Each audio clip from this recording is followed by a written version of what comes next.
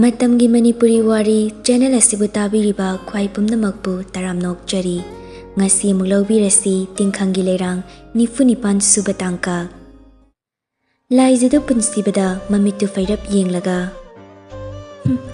talle hainade sukoro amta tagi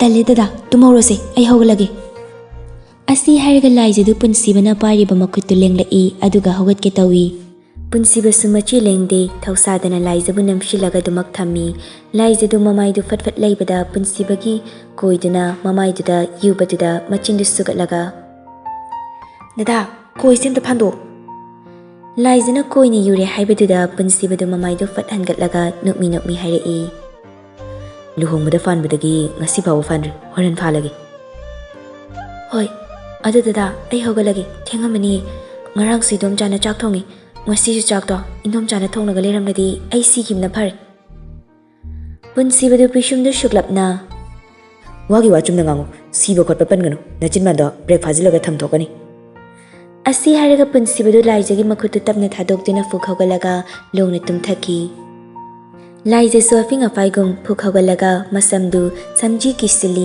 aduga phamungdagi kumtharakduna tafing washroom da chensinkhre Punsiba sungasiri wakal nungairi longna tumlambadu mamaidu onthorakduna laijagi tumphamduna nokmi yenglaga makhutuna tapna nalaga wakalda sukhali nupi thiba nupiga nungsinaba haise sumai tongna boire yam nungai jani dana sidi khangni horen deidile shembadu call torga lenage wakal sikhaleduna punsibadu tik nokladuna mamittu tapna withaki laijasu iru maithajaba loiduna piron jingkhatlaga tholai Punsibadu tumlamgadaba mandabadagi laijadu mamaidu luktharaga punsibada yengdabi prap lai punsibagi kokton mapadu khitang hendolakpaga laijadu kari khalakpanu khangde chatlambadu chapleplaga mamitu irum yenglai punsibadu tumlaga leirambadu da ubada nokfit tawraga machinda tablak soli dada nungsi askyamna nungshibasibu karino ai dadagi maithongsi yenglamdana chatma ngamdre dada Asi hairam laga laijasu mamaidu laithoklaga khong thangba hawi firol chachinba loiraduna kadudagi khong thangdokduna chatlamdaida amuktang yengdaba yade matagum punsibagi tungfamduda tafing chansilaktuna makokto haifet chaktharaga nokmi lotna yenglamlaga makhada kumtharai Chawbaga lansinluga hogatlamle laijasu chakumda changlaga cha hana thangatli lansinlu shu iruzaraga chakumda changlai Haima laija cha lolabo Hoi domja Noi kakana chapo leirakpani asi oina chase chado kayam watli Lori domja hairagi Sanadi hogalorabo Hogalodri domja Oh ansudi hogalamgiroi ne nang chado hairaga achapo chinane kakaga ningthemgada piru ayan sumta hodokluki chado pulap thakminarasi Hoi domja Lansinlu shu chatkre laijasu chado hairaga chawbagi manakta lai Cha chapot hapa plate tuga table mathak tuda thamlaga Kaka cha thakse Sana de hogatribra hogatriya kaka Hogalakpaga chak chanaba chak thongdu ro laija madi matam khang hogalakani Hoi kaka Asi hairam laga laija di ningthemgi room da changlai ningthem de exercise toraga leirami Ningthem cha thakse Ningthem du mamaidu sat leithorai laijana cha puraga lepadu ubada Nahan makai mana tauramba thabak pumnamak laijana mahut sinkibaduda mapukning nungshiba phawi laijagi manakta changsilaktuna chadu lauraga Madam pukning bunungsida Kaigino ne Nahan kai aina tauramba thabakse madam na loina sinkibasida sum khangde pukning nungshi isa se tofam su khangde Is adugi re hana na yumsida nupi amta leitabagi aduga hojikna ai laklabani ne noina kaigi tawdino Sidi nupi ekhi thongni Hoi madam adu sir tomthilna meeting tawsina hairakpani mall da kharangana chatnabam thaibiu Ningthemna mall palakpadida laijidu melei bu khangning ningsinglai mamittu khangsuksuk chili tanja charingai hanghauragi matagumna Ngai ko ningthem ai kingam ta hangge Laijana taha hairakpaduda ningthem sungakna Hangu madam kari Laijasu ningthemna mai leiraga cheloidaba mawongda hanglai Nahanina wan thaba numita leina haibra aduga nanga sanaba warida ai mate khara tahawi Nang aingonda lotkano. Ai dadada lana kaisu khaloi. Meleiga dadaga leinariba marise karino. Laizagi wadu tabada Ningthem se soi lawi chanfam leiroi khangi Ningthem sa sengbadu sum haidora Madam, wafam se sardi khangan birakano. Karigumba wafam se sarna khangi ba thoklabadi marai bakti ribi meleise moldagi tanthoki basu yanale. Kaino Ningthem nangna haridubo ai gyan taba ngamdre. Meleina ekoi sarbu khanjaraga leirami. Adubu sar masadadi phongdoktri. Sir su kemta khangdabani. Handak sir ni yumda thokraga madam ga loinana lakibase. Melegi thamoidi asuki matik kaikre. Adubu madam Melego wakal yaudabbi nupidi nate. Kaidonungda aranba thabak tawrokle. Aina haijarise ashengmani. Madam sir lana lobiganu. Aduga wafamse mana manil naidana tumina leikrase. Ningthemgi wari do taraga laizadu chingnaramba wazaramba wakaldu khangyangyangi nokfet tawraga. Aisu tumina leikrage. Adubu noi sarga meleiga loina hanbadi sukya yaroi. Ai sarakani. Yare chadu inglani thao. Asi hairaga laizadu chatkre Ningthemdi ingagakna laizadi yenglaga lehauri. Laizasu chakhumda changlai ngak leibaga lansinluga ansuga sukamlaktuna pulap cha thakminai. Cha thakpa loiraduna laizaga ansugadu chak thongba hawkre lansinluna hinjang sembiri.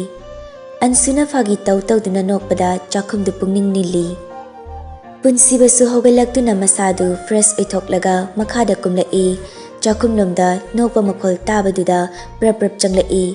Laizaga ansugadu nokdana chak thongduna leibadu uraga punsibana. Noyani yam nokmaliko yam nokpra haibabu henjangdo tin chongsinjagijini. Anidisu mamaidu fatfat laithokduna punsibadi yenglai laizadi punsibadi yengba ngamde mamaidu fat laithokhi. Punsibasu tawal ama setlaga nokmi leplaga leirambaduda ansudi khangnoknoklai. Mi singse amukta tawdaba thabak yam tawkhatnare handang matangse yam nokninge haisini. Hai naya higatarsu chapuraga ai kada law wari sanase. Asi hairamaga punsibadu lansinlu leibaduda changakpa ngamde laizada haifet yenglamlaga chatkre ansusu noklambadu chaplepi punsibana wari sanase hairambadu masadi papa khatli chadu kap ama yam thuna hairaga laizagi manakta changsilaga. Inama se nangoina piruro ai talle dachona wari sanase haise ai kize. Ngamaricho nang piruzo. Ansudu machindu sugalaga. Inama ngarangi na lebadu nahi haiba. As ai sham taleba noina bungse nachindo sugat pana kanaro yam thuna chalo. Lansinlu tu sahizila e. Nabung na wari sanase hari dunin so chalo.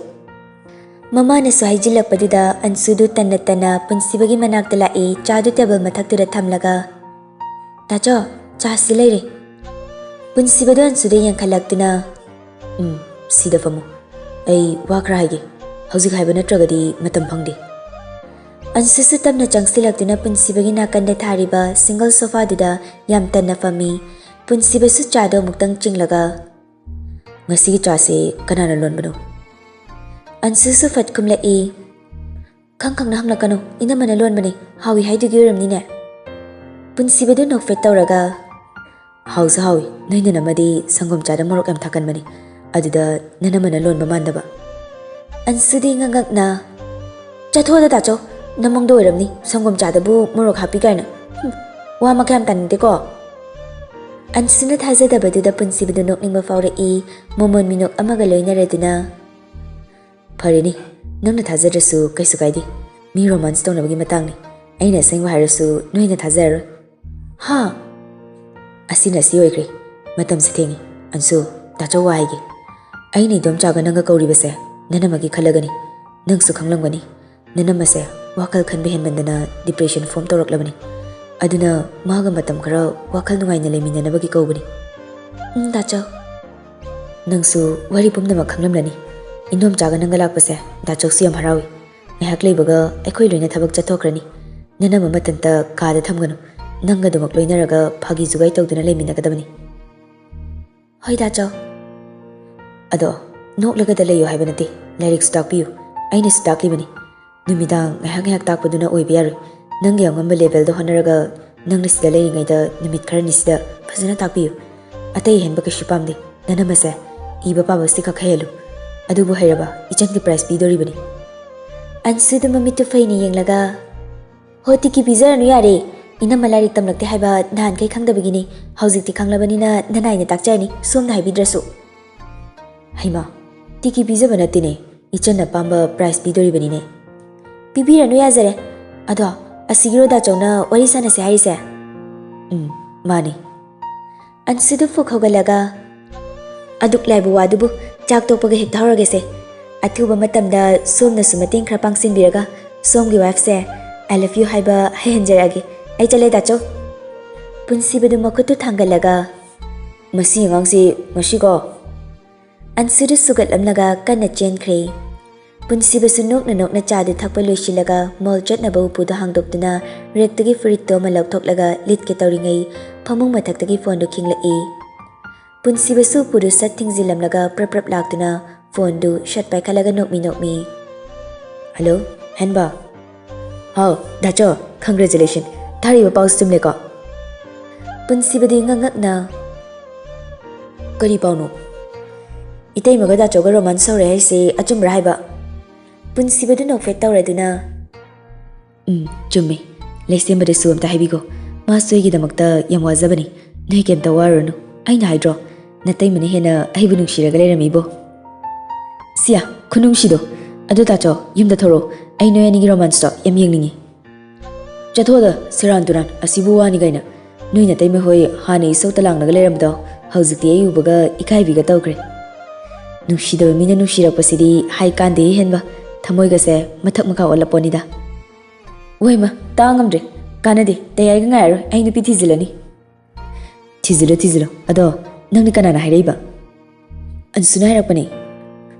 ꯑꯣꯟꯊꯣꯛ ꯊꯨꯅ ꯄꯥꯎ ꯌꯧꯔꯝꯈ꯭ꯔꯦꯗ ꯗꯥꯆꯧ ꯅꯪ ꯁꯨꯝ ꯄꯥꯏꯌꯨꯀꯣ ꯕꯕꯥꯍꯣꯏꯗꯣ ꯆꯥ ꯊꯛꯍꯧꯕꯅꯤ ꯅꯍꯥꯟꯇꯁꯨ ꯑꯟꯁꯨ ꯍꯣꯏ ꯆꯪꯈꯤꯕꯗꯨꯗ ꯕꯕꯥꯗꯣ ꯊꯋꯥꯏ ꯌꯥꯝ ꯋꯥꯖꯕꯅꯤ ꯅꯣꯏ ꯅꯨꯡꯁꯤꯅꯔꯦ ꯀꯩꯝ ꯋꯥꯔꯨꯔꯅꯨꯅ ꯑꯝꯇ ꯍꯥꯏꯔꯨꯈꯤꯒꯦ ꯄꯨꯟꯁꯤꯕꯗꯨ ꯃꯃꯤꯠꯇꯨ ꯈꯪꯁꯛ ꯆꯨꯛꯆꯤꯜꯂꯒ ꯍꯦ ꯍꯦꯟꯕ ꯀꯔꯟ ꯇꯧꯅꯨꯀꯣ ꯑꯗꯨꯕꯨ ꯕꯕꯥꯗ ꯀꯃꯥꯏ ꯍꯥꯏꯗꯣꯏꯅꯣ ꯑꯩ ꯊꯝꯂꯒꯦ ꯑꯁꯤ ꯍꯥꯏꯔꯒ ꯄꯨꯟꯁꯤꯕꯗꯨ ꯐꯣꯟꯗꯨ ꯀꯛꯊꯠꯂꯤ ꯑꯍꯦꯟꯕꯗꯤ ꯀꯩꯝ ꯈꯟꯕꯤꯕ ꯅꯠꯇꯦ ꯀꯔꯟꯇ ꯇꯥꯖꯔꯒ ꯊꯃꯣꯏ ꯄꯦꯟꯖꯕꯅꯤ ꯉꯥꯎꯔꯤ ꯐꯩꯔꯤ ꯃꯄꯥꯒꯤ ꯃꯅꯥꯛꯇ ꯆꯦꯟꯁꯤꯜꯂꯛꯏ ꯑꯦꯛꯖꯥꯝ ꯄꯥꯁ ꯇꯧꯔꯛꯄꯒꯤ ꯄꯥꯎ ꯇꯝꯕꯁꯤ ꯃꯉꯥꯏ ꯁꯣꯔꯒꯗꯨ ꯊꯕꯦꯠ ꯍꯣꯜꯂꯗꯨꯅ ꯕꯕꯥ ꯀꯔꯤꯅꯣ ꯍꯦꯟꯕ ꯑꯍꯦꯟꯕꯗꯨ ꯅꯟꯗꯨꯒꯤ ꯅꯥꯀꯟꯗ ꯁꯠ ꯐꯝꯊꯔꯒ ꯄꯥꯎ ꯅꯨꯡꯉꯥꯏꯕ ꯑꯃ ꯂꯩꯔꯦ ꯀꯔꯤ ꯄꯥꯎꯅꯣ ꯕꯕꯥ ꯅꯪꯅ ꯗꯥꯆꯧꯒꯤ ꯌꯥꯝ ꯋꯥꯕꯗꯣ ꯋꯥꯔꯨꯔꯅꯨ ꯅꯟꯗꯨꯗꯣ ꯑꯍꯦꯟꯕꯒꯤ ꯄꯥꯎꯈꯨꯝꯗꯤ ꯄꯤꯗꯦ ꯒ꯭ꯌꯥꯟ ꯃꯦꯟ ꯇꯥꯗꯅ ꯌꯦꯡꯂꯛꯏ ꯑꯍꯦꯟꯕꯁꯨ ꯃꯈꯥ ꯇꯥꯔꯛꯏ ꯑꯩꯈꯣꯏ ꯗꯥꯆꯧꯒꯤ ꯏꯇꯩꯃꯒꯗꯣ ꯍꯥꯟꯅ ꯁꯨꯛꯌꯥ ꯌꯥꯅꯗꯕꯗꯣ ꯉꯔꯥꯡꯗꯒꯤ ꯌꯥꯅꯈ꯭ꯔꯦ ꯍꯥꯏꯌꯦ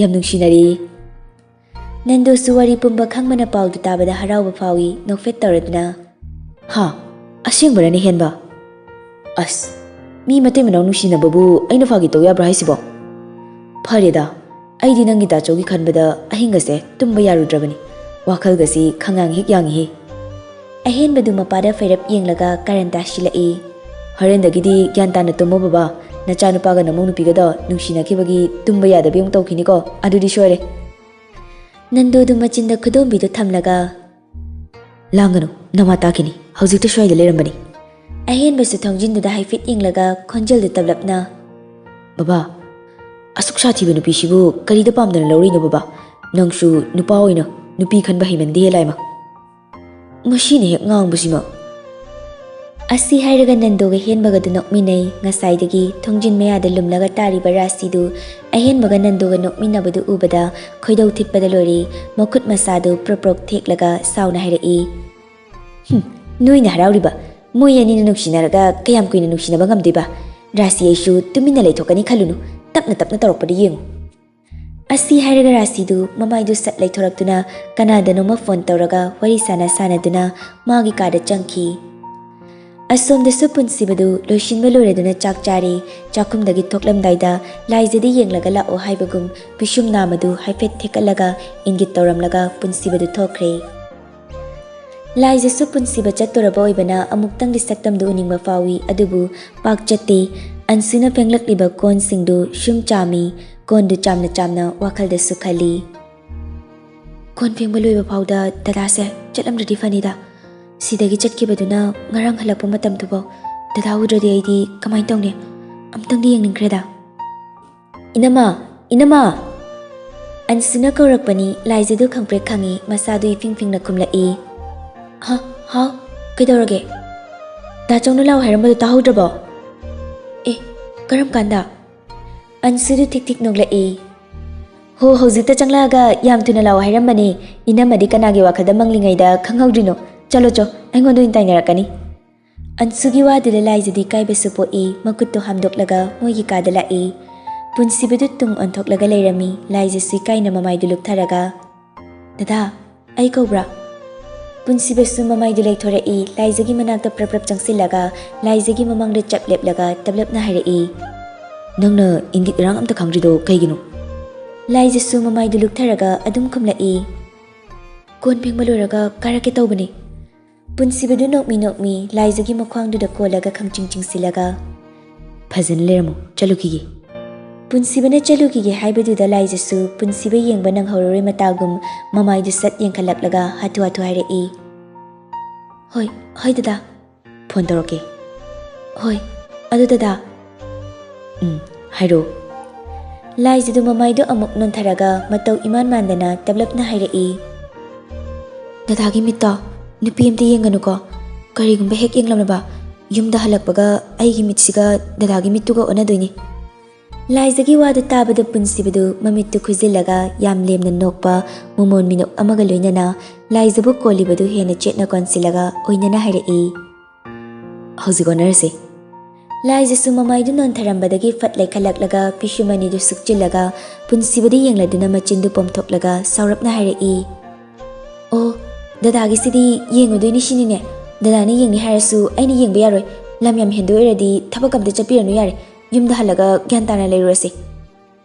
Laizana oinana saurakpadudi punsibadu thamoidu bang sagatli makoktu khangan handaraktuna laizagi laipaktuda khangchuplaga. Kanamta yenglui sangsarshida nangondagi hena nungsiba nangondagi hena fazaba kanamta leiti aigi mitsina yengningba spokti. Asi hairaga punsibadu laizabu kolibadu tapna thadoi laizasu mamaidu luktharaga nokfit tawraga lei. Punsibasu mong hadana table mathaktagi bektu tap pairaga laizagi manakta muk changsilai nakong mayaduda changsilaga. Adumaina ningayam tawganu nangi dadase nangbu thangnamlaga chatpa ngamdre. Laizadu taru pangliba mamit aniduna punsibada nungsina yenglaga wadingangda punsibagi makut yetu tap pairaga kunamdu manaton mapadura thamlaga manam ahumlak shuchut nami. Laizagi mataudu ubada punsibade tingak yengi mamana tawgadaba thabaktu laizana tawrakpaduda mabukning nungsibasu poi khanghaude mamitta mapira chenkhiba. Laizasu manam namlaba matung punsibagi khudom-biduda yana kakak chiklaga nokmi. Dada, phazana chaluro. Punsibadu khonjel thokna hoi haiba phau mikupsida ngamde haibagumna makoktu namlamlaga mamaidu fatlai thoklaga makhutuna mapidu sasatai thoklaga gam chatkre. Laizasu thongjin mayaduda leplaga punsibana stair kumthakibadu yengi. Stair do kumthakiba loibaga mamaidu yam thuna leithoraktuna thoknaw mapaduda tafing chensilaga padardu kitang haigalaga makhada punsibana gari kakhatkibadu lotna tumina yengjai. Punsibagi gari dusu thauduna chatkre laizasu padardu ningthina semlamlaga masadu itantanna tapli laktuna sofa duda tumina fami. Tanjaduda laizagi phone du call lai laizasu punsibo iramgadra khana nokfit tawramlaga fukhawgalaga tafing laktuna mon mayadagi phone du yengi number du save tawramdabaduda machinna tablap soli. Kaino sidi yang hangine laisu hapte jokerga amta thoktine. Laizadu khanjanaringai call du tatokre phone du da munna yenglaga leiringai call du samuka tawshilai. Laizasu ngakchanana call du paikhalaga nakongdu da thamlaga. Hello? Hello, Laiza. Asomdagi kaurakliba khonjel du tabada laizadu mamittu khanglaw thoi.